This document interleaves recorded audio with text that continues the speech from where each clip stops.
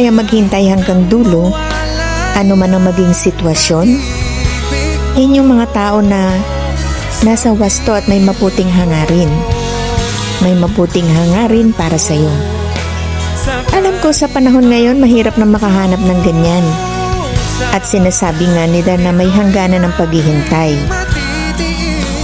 Pero kapag yung tao na yan, hindi ka iniwan sa hirap at ginhawa, may label man kayo o wala, kahit alam niyang nasa gitna siya ng alanganin, dahil nga puro yung pagmamahal niya para sa'yo, ipaglalaban niya yan kahit anong mangyari.